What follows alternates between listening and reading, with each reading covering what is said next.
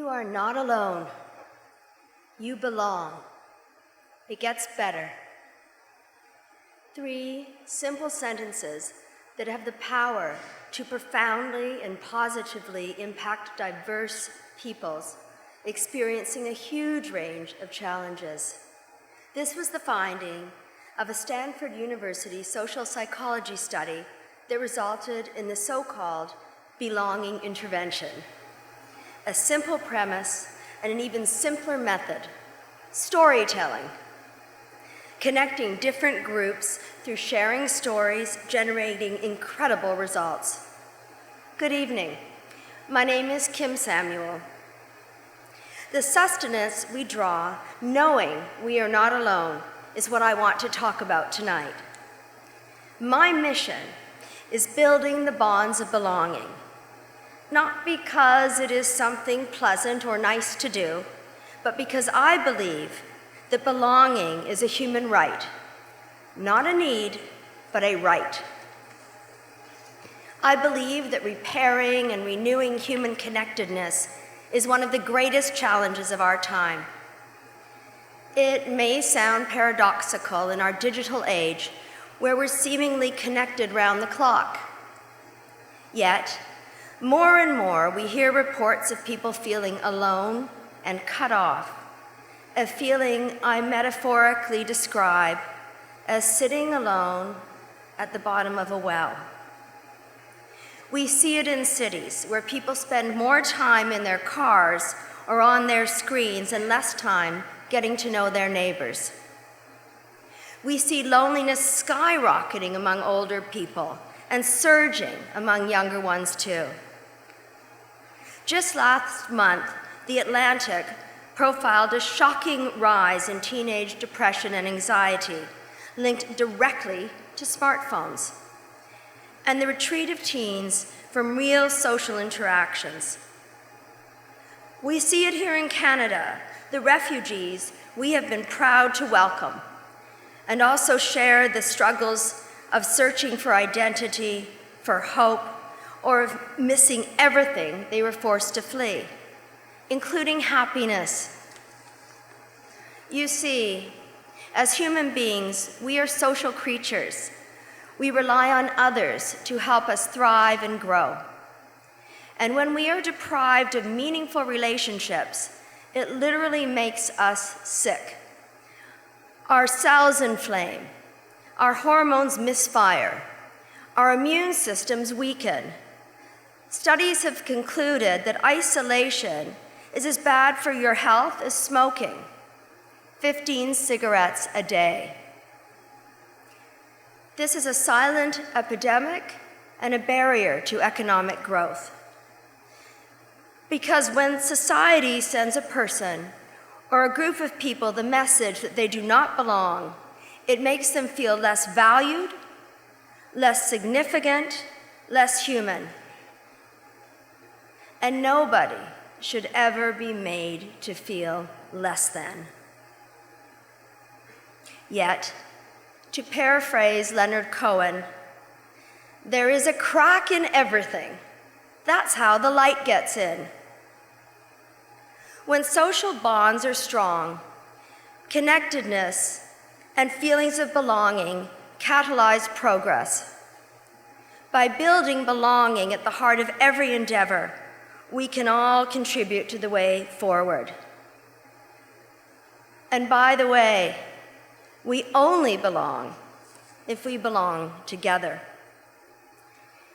Now, way back in the last century, when I was in school, the 3 R's that were really important were reading, writing, and arithmetic. Please ignore for a moment that only one of those actually begins with the letter R. But now I see an additional 3 R's: respect, recognition, and reciprocity. Together, they build what I envision as the 3 pillars of a social connectedness framework. And moreover, they begin to help us to give life to and to live the human right to belong. The first pillar, respect, means that new ideas and programs must begin with active listening, where every voice in the community has value.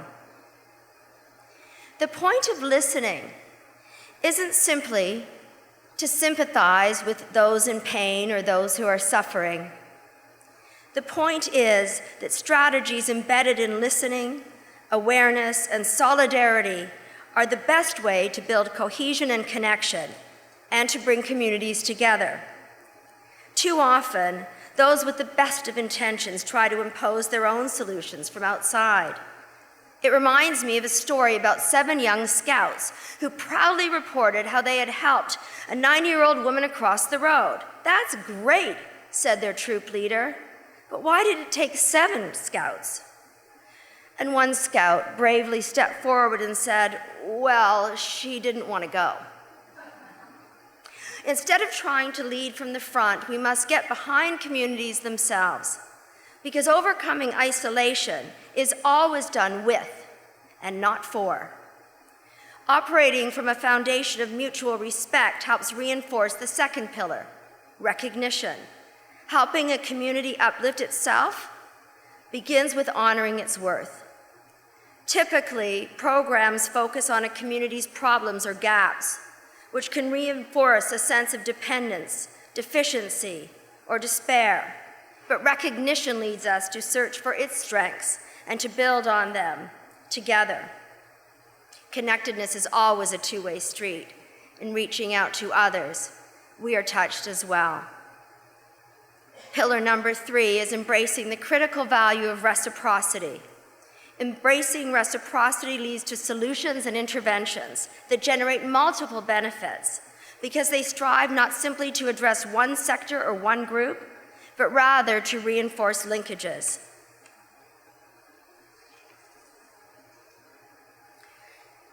When we take this approach, exciting possibilities emerge for community-driven, sustainable solutions that draw critical connections for every member of community. Through engagement between groups, we foster empathy that in turn will lead to new ideas and strengthen support. Here in Canada, as we reflect on 150 years, there is an opportunity and an imperative to reach much further and to finally and fully listen, especially here and especially now. I believe ancient wisdom will light a pathway to a more connected future.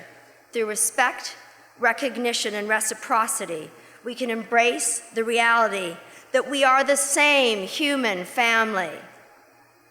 We can look to traditional wisdom, Sawak, as expressed by Nuu-chah-nulth peoples, which means we are all one. We are connected. These sentiments sum up a new paradigm that we all need to reflect upon in our own lives and in plans and policies for the future. One way forward, enlightened by this deep listening, can ensure that we remember there is no them. There is always and only ever us. Rosanna Deerchild, a remarkable Cree poet, has shared, "The round dance is not over until the circle is complete, until all the people are dancing as one." It is in this spirit we can all champion and ultimately realize the human right to belong.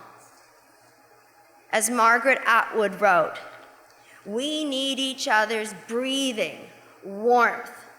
Surviving is the only war we can afford." I cannot say it any better than that. Thank you very much for your time and for your listening.